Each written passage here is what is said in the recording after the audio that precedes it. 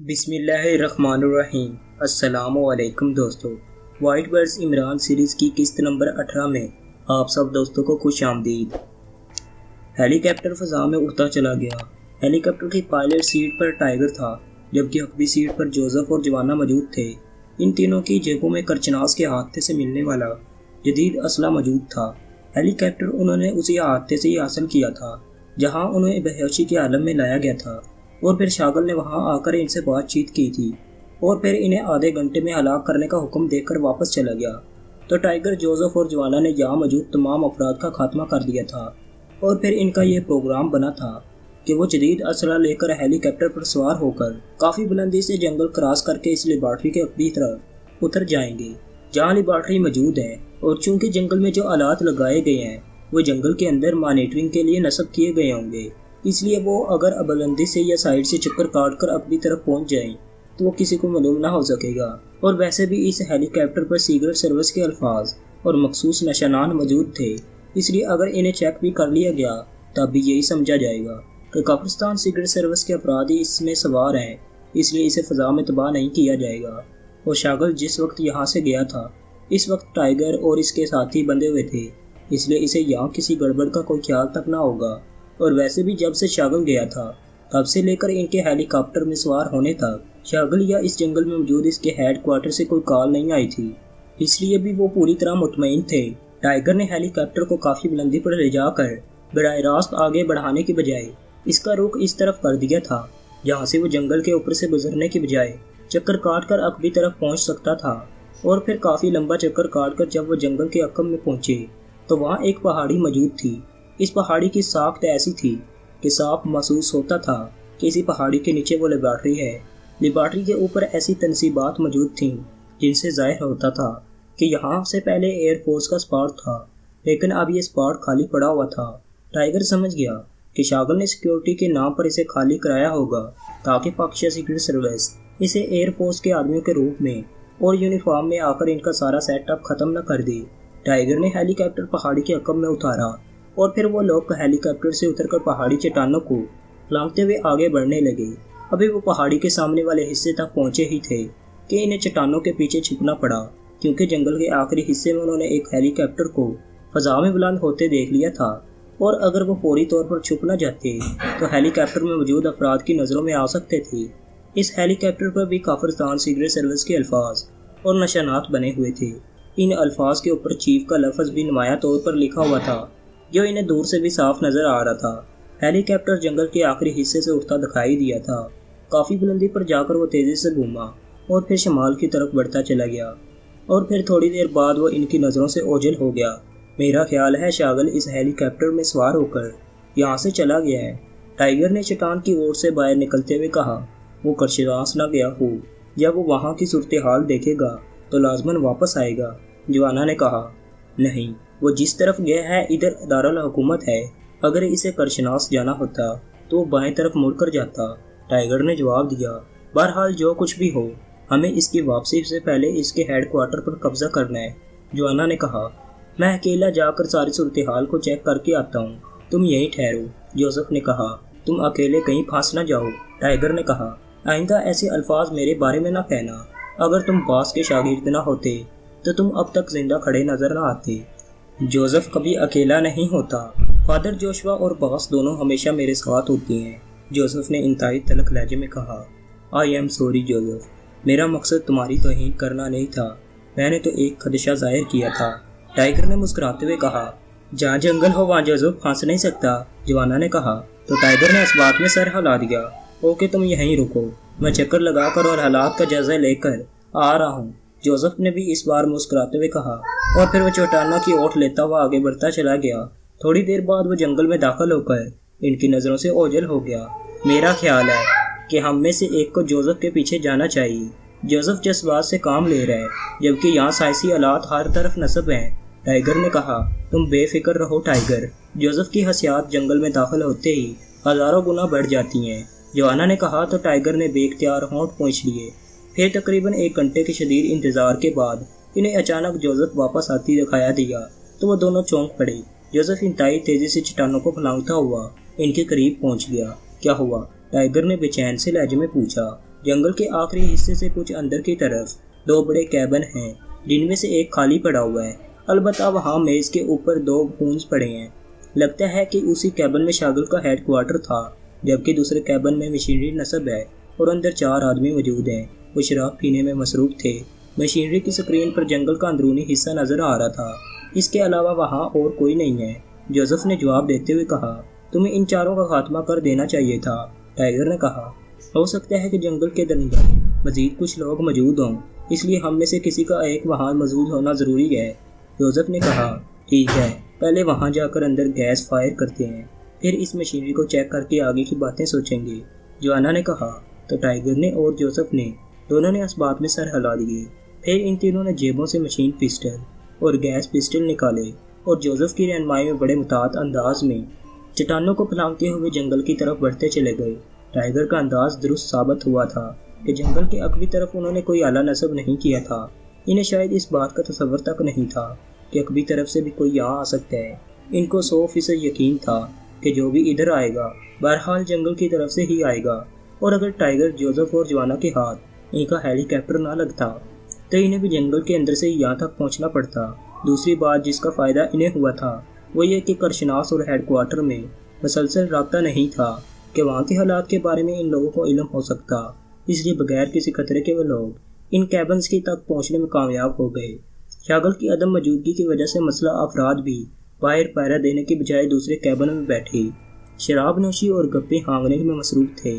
Joseph ने इन्हें cabin के अकम में रुकने का इशारा किया और खुद भी जहाड़ियों की ओट लेता हुआ मुतात अंदाज में कैबन की साइड से घूमकर फ्रंट की तरफ बढ़ने लगा। कैबन का दरवाज़ा खुला हुआ था और अंदर से इंसानी आवाज़ें सुनाई दे रही थीं। जोसेफ कैबन की साइड से मुतात अंदाज में आगे बढ़ने लगा। मशीन पिस्टल इसने वापस जेब में डाल लिया था और अब इसके हाथ में सिर्फ गैस पिस्टल था। इसने दरवाजे के करीब पहुंचकर गैस पिस्टल की नाल का रुख अंदर की तरफ किया और फिर स्टक स्टक की आवाज़ों के साथ ही यके बाद दीगरे 4 गैस कैप्सूल अंदर जा गिरे। अरे ये क्या, ये कैसी आवाज़ें हैं? एक आवाज़ सुनाई दी और फिर खटी खटी सी आवाज़ों के बाद खामोशी तारी हो गई। तो जोसेफ पीछे हटकर दौड़ता हुआ साइड से अकबी तरफ आ गया जहाँ टाइगर और जवाना मौजूद थे। वो सब बेहोश हो चुके हैं। जोसेफ ने कहा तो इन दोनों के सते हुए चेहरे बेख्तियार नामर हो गए। थोड़ी देर बाद वो तीनों इस कैबन में दाखिल हुए तो वहाँ 4 अफराद कुर्सियों से नीचे गिरे हुए थे और चारों बेहोश हो चुके थे। स्क्रीनें वैसे ही रोशन थीं। इन पर जंगल के मुख्तलिफ हिस्से नज़र आ रहे थे। तुम दोनों इन्हें यहाँ से उठाकर दूसरे कैबन में डाल दो, मैं मशीनरी को चेक करता हूँ, टाइगर ने कहा। तो जोसेफ और जवाना ने 2-2 आदमियों को घसीट कर कांधों पर डाला और कैबन से बाहर निकल गए। तो टाइगर ने इस मशीनरी को चेक करना शुरू कर दिया और थोड़ी देर बाद इसे ये चेक करके इत्मीनान हो गया कि जंगल के अंदर सिर्फ मॉनिटरिंग आलात नस्ब किए गए हैं और कोई आदमी मौजूद नहीं है। चनाचा वो दूसरे कैबन की तरफ बढ़ गया। जोसेफ और जवाना बाहर मौजूद थे। इनमें से एक को होश में लाया जाए और इससे पूछा जाए कि शागिल कहाँ गया है और कब वापस आएगा। टाइगर ने इन दोनों से मुखातब होकर कहा, जोसेफ तुम यहीं बाहर रुको, किसी भी वक्त अचानक कोई आ सकता है, मैं इनसे पूछ कुछ करता हूँ, जवाना ने कहा। तो जोसेफ ने इस बात में सर हिला दिया। टाइगर जवाना के साथ दूसरे बड़े कैबन में आ गया जहाँ मेज़ पर 2 फ़ोन मौजूद थे। इनमें से एक सैटेलाइट फ़ोन था जबकि दूसरा इंटरकॉम था। इंटरकॉम का एक पीस मशीनरी वाले कैबन में मौजूद था। ये आदमी मुझे इनका चीफ दिखाई देता है। जवाना ने एक लंबे और कदरे बाहरी जिस्म के आदमी की तरफ इशारा करते हुए कहा, हाँ इसी से पूछ कुछ कर लो, टाइगर ने कहा। और इसके साथ ही इसने जेब में मौजूद एक शीशी निकाल कर इसका ढक्कन खोला और इसे इस आदमी की नाक से लगाकर चंद लम्हों के बाद हटाया और इसका ढक्कन बंद करके इसे जेब में डाल लिया। जवाना ने झुककर इस आदमी को उठाकर कुर्सी पर डाल दिया और फिर इसकी जेबों की तलाशी ली तो इसकी एक जेब में मशीन पिस्टल मौजूद था। जवाना ने मशीन पिस्टल अपनी जेब में डाल लिया। चंद लम्हों बाद इस आदमी के जिस्म में हरकत के आसार नमदार होना शुरू हो गए। ये क्या मतलब? ये इस आदमी ने होश में आते ही अंतहाई हैरत भरे लहजे में कहा, लेकिन दूसरे ही लम्हे इसके हलक से खटी खटी सी आवाज़ें निकलने लगी। जब जवाना ने इसे गर्दन से पकड़कर एक झटके से ऊपर उठा लिया। क्या नाम है तुम्हारा? बोलो, जवाना ने गिराते हुए कहा। करशन। इस आदमी ने पीछे लहजे में रुक कर कहा।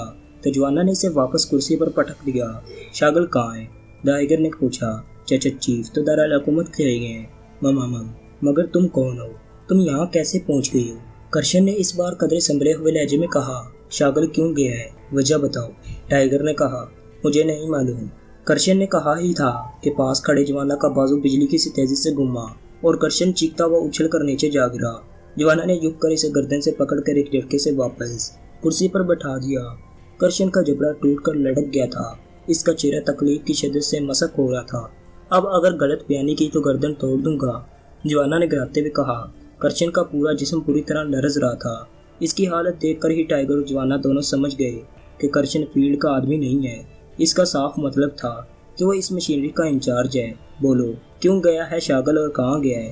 ٹائیگر نے گراتے ہوئے لہجے میں کہا تو کرشن نے اس طرح بولنا شروع کر دیا جیسے ٹیپ ریکارڈ آن ہو دیتا ہے۔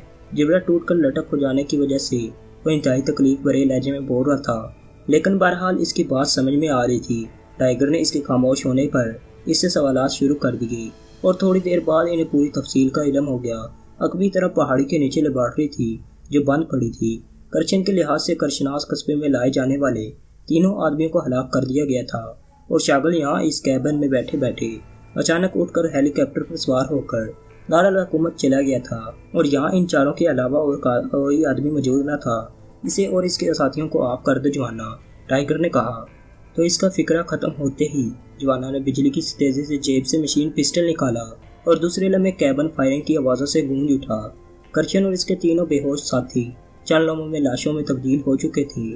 اب یہی ہو سکتا ہے کہ اس بند لیبارٹری کو تباہ کر کے ہم اسی ہیلی کاپٹر پر واپس چلے جائیں، جوانا نے کہا۔ فون میں میموری سسٹم موجود ہے، شاگل بغیر کسی وجہ کے اچانک یہ جگہ نہیں چھوڑ سکتا، ٹائیگر نے کہا، اور پھر اس نے فون کو آپریٹ کرنا شروع کر دیا۔ اور چند لمحوں بعد جب مادھو لال کی آواز سنائی دی تو وہ دونوں چونک پڑے اور پھر وہ دونوں خاموشی سے مادھو لال اور شاگل کے درمیان ہونے والی گفتگو سنتے رہے اور گفتگو سننے کے بعد ان کے چہرے دیکھنے والے ہو گئے، کیونکہ مادھو لال نے شاگل کو جو کچھ بتایا تھا وہ انتہائی حیران کن تھا۔ اصل مشن نہ ہی کرشناس میں مکمل ہو رہا تھا اور نہ ہی ورنگل میں، جہاں عمران اور پاکشیہ سگریٹ سے رس گئی تھی، جبکہ اصل مشن رچنا نگر کی لیبارٹری میں مکمل کیا جا رہا تھا۔ گفتگو میں ٹیپ کا بھی حوالہ آیا تھا، اس لیے ٹائیگر نے فون سیٹ اٹھا کر اس کا نچلا حصہ چیک کرنا شروع کر دیا۔ مائکرو ٹیپ کا کھانا خالی ہے، اس کا مطلب ہے کہ شاگل یہ ٹیپ لے گیا ہے، ٹائیگر نے کہا۔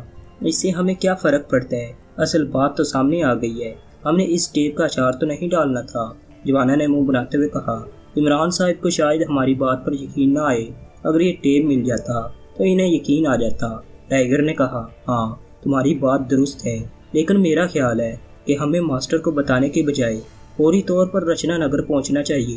یہ شاگل لازماً جا کر کافرستان کے صدر سے بات کرے گا اور اسے ٹیپ سنوائے گا، اس طرح وہ اپنی امیت ثابت کر کے یہاں کی بجائے وہاں اپنا سیٹ اپ کرے گا۔ اس لیے اس سے پہلے ہمیں وہاں پہنچ کر مشن مکمل کر لینا چاہیے۔ ہمارے پاس ہیلی کاپٹر بھی موجود ہے، جوانا نے کہا۔ نہیں، باس کو اطلاع دینا ضروری ہے، تم جوزف کو ساتھ لے کر اس لیبارٹری کو تباہ کرنے کا مشن مکمل کرو، یہاں کی تمام مشینری بھی تباہ کر دینا، میں اس دوران ٹرانسمیٹر پر باس سے بات کرتا ہوں، ٹائیگر نے کہا۔ تجوانا سر ہلاتا ہوا کیبن سے باہر نکل گیا۔ شاتری اور جوگندر دونوں ایک مشین کے سامنے بیٹھے ہوئے تھے۔ مشین کی بڑی سی سکرین روشن تھی اور اس پر ایک نقشہ موجود تھا اور اس نقشے پر ایک نقطہ آہستہ آہستہ حرکت کرتا ہوا دکھائی دے رہا تھا۔ وہ دونوں اس وقت پہلے نقلستان میں موجود تھے۔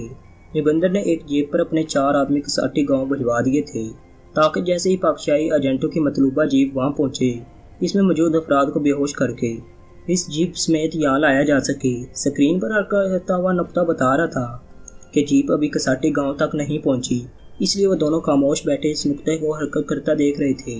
ہمارے آدمی کامیاب جا رہے ہیں، یہ انتہائی خطرناک ترین لوگ ہیں، شاتری نے کہا۔ یہ لوگ واقعی انتہائی خطرناک ہیں میڈم، لیکن چونکہ انہیں خطرے کا احساس نہیں ہوگا اس لیے یہ اس اطمینان کی وجہ سے مار کھا جائیں گے۔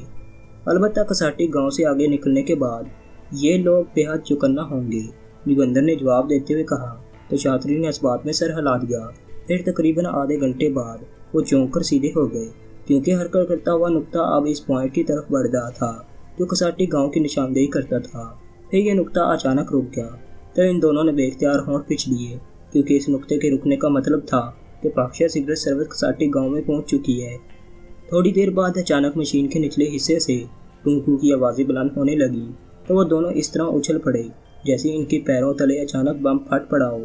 شاتری نے ہاتھ بڑھا کر تیزی سے ایک بٹن پریس کر دیا۔ ہیلو ہیلو، کرم داس کالنگ، اوور۔ مشین کے نچلے حصے سے ایک مردانہ آواز سنائی دی۔ یس، شاتری اٹینڈنگ یو، کیا رپورٹ ہے؟ اوور۔ छात्री ने तेज लहजे में कहा, क्योंकि करमदास इन 4 अफराद का इंचार्ज था जिन्हें इसने कसाटी गांव भिजवाया था।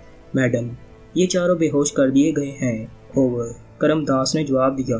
तो छात्री और जोगिंदर ने दोनों ने बेख्तियार तवील सांस लिए। किस तरह बेहोश किया है, पूरी तफसील बताओ। ओवर, छात्री ने इस बार कदरे इत्मीनान भरे लहजे में कहा, हम कसाटी गांव के इस हिस्से में मौजूद थे मैडम, जहां पर दहाड़ों से ट्रैफिक आकर रुकती है। फिर हमने दहाड़ों से इस जीप को आकर रुकते देखा। हमने चूंकि रेंजर्स की यूनिफॉर्म पहनी हुई थी, इसलिए जैसे ही जीप वहां पहुंची, मैंने और मेरे एक साथी ने आगे बढ़कर इन्हें रुकने का इशारा किया तो इन्होंने जीप रोक दी। कागजात दिखाओ, मैंने करीब जाकर कहा, और फिर इससे पहले कि वो संभलते, मैंने हाथ में मौजूद सुपर एक्स गैस का कैप्सूल अंदर फेंका और तेजी से पीछे हट गया। आपको तो मालूम है कि ये गैस जिस्म ज़दन में असर करती है, इसलिए जीप में मौजूद 6 के 6 अफराद फौरी तौर पर बेहोश हो गए। तो हम इनकी जीप को वहाँ से चलाकर अलहदा अपने पॉइंट पर ले आए, और अब मैं इसी पॉइंट से आपको कॉल कर रहा हूँ। ओवर, करमदास ने तफसील बताते हुए कहा, ये लोग कितनी देर बेहोश रहेंगे? ओवर, छात्री ने पूछा। 18 घंटे तक बगैर एंटी गैस के इन्हें किसी सूरत होश में नहीं आ सकता मैडम। ओवर, करमदास ने जवाब देते हुए कहा, ठीक है, तुम इन्हें इनकी जीप समेत यहाँ ले आओ, लेकिन फिर भी एहतियातन इन सब के हाथ अकम में करके हथकड़ियाँ डाल देना और ख्याल रखना कहीं ये रास्ते में होश में ना आ जाएं। ओवर, छात्री ने कहा। Yes madam. ओवर, करमदास ने जवाब दिया। तो छात्री ने ओवर एंड ऑल कहकर ट्रांसमीटर ऑफ कर दिया। सबसे खतरनाक मरहला बखूबी तय हो गया है, अब ये हमारे रहमो करम पर होंगे। छात्री ने ट्रांसमीटर ऑफ करके जोगिंदर की तरफ देखते हुए कहा, यस मैडम, ऐसे मेरा ख्याल है कि जितनी जल्दी इन्हें हलाक कर दिया जाए इतना ही अच्छा है।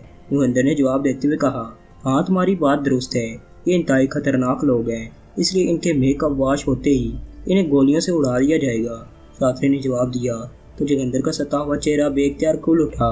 स्क्रीन पर अब रुका हुआ सुर्ख नुक्ता दोबारा हरकत में आ गया था, और फिर जब तकरीबन 1.5 घंटे बाद नुक्ता सरा की सरहद पर पहुंच गया तो जोगिंदर उठकर खेमे से बाहर चला गया। प्राइम मिनिस्टर साहब को जब मैं खुशखबरी सुनाऊंगी तो लाजमन मुझे कब्रिस्तान का सबसे बड़ा अवार्ड दिया जाएगा। छात्री ने मुस्कुराते हुए अंदाज में खुद कलामी करते हुए कहा। फिर तकरीबन आधे घंटे बाद जोगिंदर अंदर दाखिल हुआ। आइए मैडम, ये लोग सामने वाले खेमे में पहुंच गए हैं।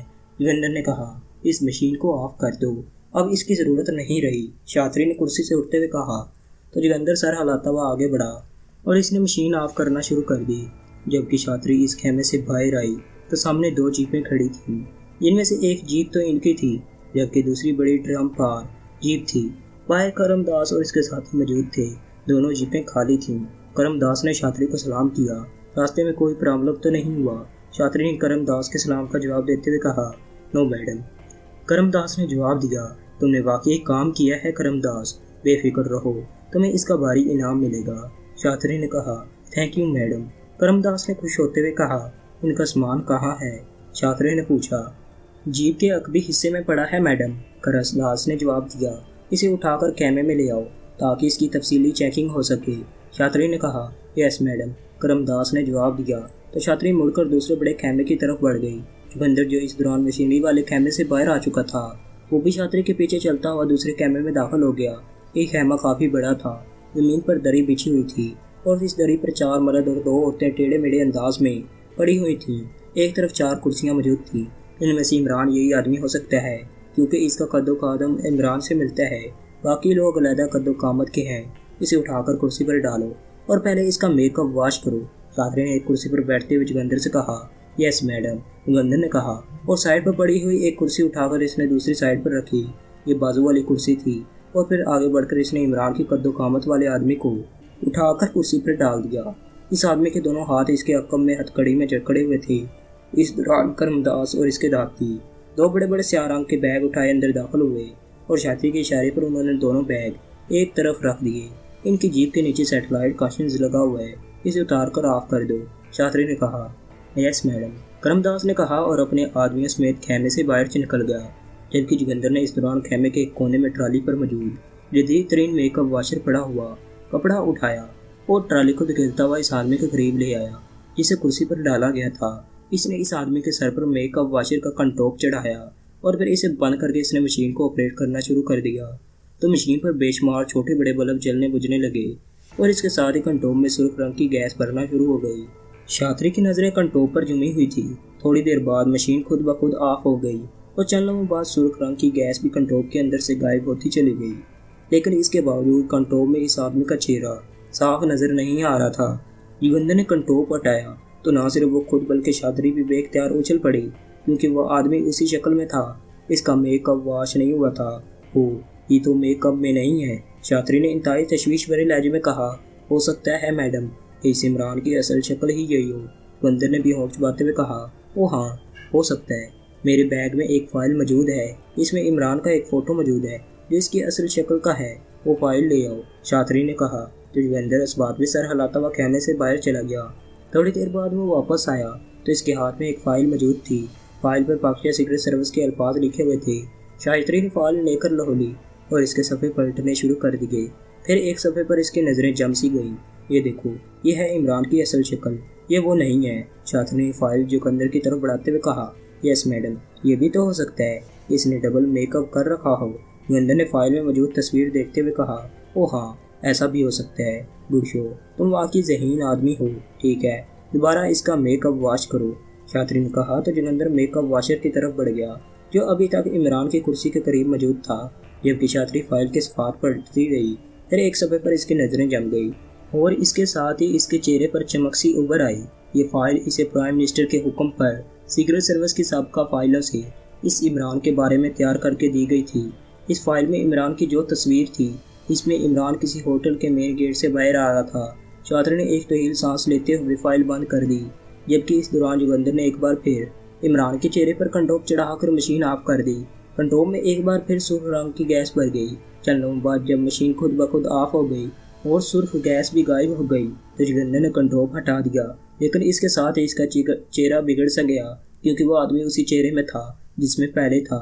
ये वे का वक्त में नहीं है मैडम, युगंधर ने एक तहील सांस लेते हुए कहा। चश्मे से इंतहाई ठंडा पानी ले आओ। इस फाइल में दर्ज है कि इमरान ऐसे ऐसे मेकअप आजाद करने में मशहूर है जो इंतहाई जदीद तरीन मेकअप वॉशर से वॉश नहीं हो सकते, लेकिन आम ठंडे पानी से इसे आसानी से वॉश किया जा सकता है, छात्री ने कहा। वो अच्छा, ठीक है, मैं ले आता हूँ ठंडा पानी, युगंधर ने बड़े पुरजोश लहजे में कहा। साथ ही बड़ा सा तौलिया भी ले आना, छात्री ने कहा। यस मैडम, युगंधर ने कहा और तेज तेज कदम उठाता हुआ खेमे से बाहर निकल गया। थोड़ी देर बाद वो वापस आया तो इसके एक हाथ में बड़ी सी बोतल थी जो पानी से भरी हुई थी और कांधे पर तौलिया मौजूद था। बाहर से 2 आदमी बुलवा कर ये काम कराओ, छात्री ने कहा। मैं खुद ये काम कर लूँगा मैडम, ताकि कोई गलती न रह जाए, युगंधर ने कहा। तो छात्री ने इस बात पर सर हिला दिया। खेमे में इस वक्त वो और युगंधर ही मौजूद थे, बाकी अफराद बाहर थे क्योंकि ये सब बेहोश थे और इनके हाथ आंखों में करके हथकड़ियों में जकड़े हुए थे, इसलिए छात्री पूरी तरह मुतमईन थी। युगंधर ने पानी की बोतल का ढक्कन खोल कर एक तरफ फेंका और फिर इसने इमरान के बाल पकड़ के इसका चेहरा ऊंचा किया और इस पर बोतल में मौजूद ठंडा पानी डालना शुरू कर दिया। पूरे चेहरे पर अच्छी तरह पानी डालने के बाद इसने बोतल एक तरफ फेंकी और कांधे पर मौजूद खसूसी तौर पर बने हुए इंतहाई खुरदरे तौलिए से इसने दोनों हाथ से इस आदमी का चेहरा रगड़ना शुरू कर दिया। लेकिन मुसलसल रगड़ने के बावजूद इस आदमी का चेहरा वैसे का वैसा ही रहा तो युगंधर पीछे हट गया। छात्री ने भी एक तहील सांस लिया। इसका मतलब है कि ये वो लोग नहीं हैं जो हम समझे थे, छात्री ने कहा। हो सकता है मैडम, लेकिन अब इन्हें हलाक कर देना चाहिए, युगंधर ने कहा। जब ये वो लोग नहीं हैं तो जाहिर है ये इतने खतरनाक भी नहीं होंगे और वैसे भी ये जकड़े हुए हैं। इस आदमी को होश में ले आओ ताकि इससे पूछ कुछ हो सके कि ये कौन है और किसने इन्हें यहाँ भेजा है और असल लोग कहाँ हैं। लेकिन पहले इसके हाथों में बंधी हुई हथकड़ी चेक कर लो, छात्री ने कहा। तो जयंगर बेख्तियार हंस पड़ा। आपने हथकड़ी चेकिंग वाली बात शायद मेरी तसल्ली के लिए कही है मैडम, वरना ये मुसलसल बेहोश रहे हैं, इसलिए हथकड़ी को क्या हो सकता है। मैं एंटी गैस ले आता हूँ और साथ ही 2 मसला आदमियों को भी बुला लेता हूँ, युगंधर ने कहा और वापस मुड़ गया। तो छात्री बेख्तियार मुस्कुरा दी। काश ये इमरान और इसके साथी होते तो मैं इन्हें थपड़ा कर मारती और मुझे कब्रिस्तान का सबसे बड़ा अवार्ड दिया जाता, छात्री ने बड़बड़ाते हुए कहा। थोड़ी देर बाद युगंधर अंदर दाखिल हुआ तो इसके पीछे मशीन गनों से मसला 2 आदमी भी थे। तुम यहाँ खेमे के दरवाजे के करीब खड़े हो जाओ और पूरी तरह होशियार रहना, युगंधर ने अपने आदमियों से मुखातब होकर कहा। यस सर, इन दोनों ने कहा और खेमे के खुले दरवाजे के करीब रुक गए, जबकि युगंधर ने जेब से एंटी गैस की शीशी निकाली और आगे बढ़कर इसने इसका ढक्कन हटाया और शीशी का दहाना कुर्सी पर मौजूद इस आदमी के नाक से लगा दिया। तो दोस्तों, इसके साथ ही आज की ये किस्सा यहीं ख़त्म होती है। لیکن دوستو ٹھہریے، کیا شاطری اور اس کے ساتھیوں نے عمران اور اس کے ساتھیوں کو واقعی پکڑ لیا تھا یا یہ کوئی اور لوگ تھے؟ اور کیا ٹائیگر عمران کو اصل حقیقت بتانے میں کامیاب ہو گیا کہ مشن یہاں مکمل نہیں ہو رہا بلکہ